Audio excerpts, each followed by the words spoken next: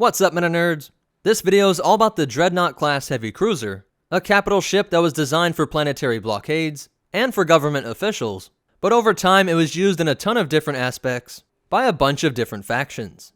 It was manufactured by Rendili Stardrive, the company that also worked on the Victory-class Star Destroyer.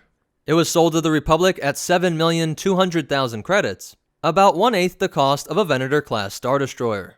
At a length of 600 meters, or 1,969 feet, it was the exact same length as an Interdictor-class cruiser, and at a width of 116.5 meters, or 382 feet, it was about as wide as 3 Jawa sandcrawlers, and at a height of 129.7 meters, or 426 feet, it was around the same height as 4 ATM-6s. Its top speed was unknown, but it did have 6 sublight ion engines, and was equipped with a Class 2 hyperdrive, as well as a backup Class 18. Its shields were rated at about 2/3 the strength of a Victory class, and it also had a very impressive armament. The Clone Wars era Dreadnought had 20 quad laser cannons, 10 turbo laser cannons, 10 light laser cannons, and an unknown number of ion cannons, but the Imperials upgraded this by adding a warhead launcher that carried 25 concussion missiles in total. These weapons were located in these large weapon blisters that bulged out from the surface of the ship, and this was also the location of the deflector shield projectors. And I think it's very interesting that the Imperials believed that 3 to 5 of these ships could take down the much larger Imperial-class Star Destroyer. As for its complement, it had at least one shuttle for going to and from the planet's surface, as well as to other ships, and had 12 TIE fighters and occasionally some ATPTs, which were all stored in the belly of the Dreadnought class, in an area that was originally just designed to be a cargo hold. These large dishes were for the communications and sensor equipment, and the ship contained a docking port on the side for small vessels, and a main docking port up front, which led into its main cargo hold. It's said that this ship can carry 9,000 metric tons, enough to carry about 5,000 Rancors.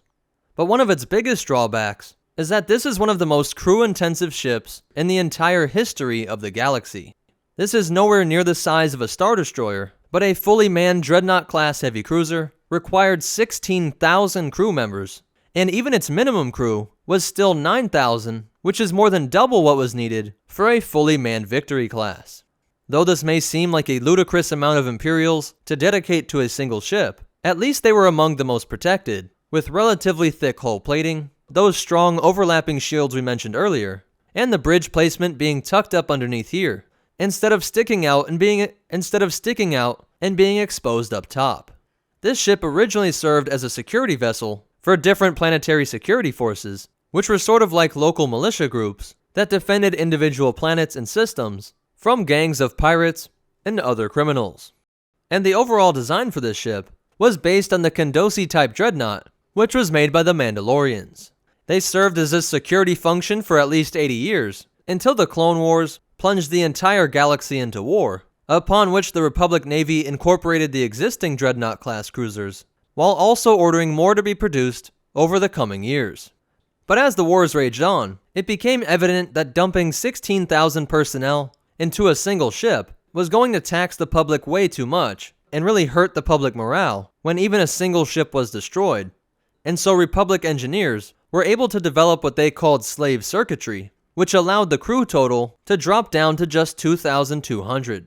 But just as this seemed like a logistics miracle, the Republic would lose 200 of these ships shortly after this, a cost of over 1.4 billion credits.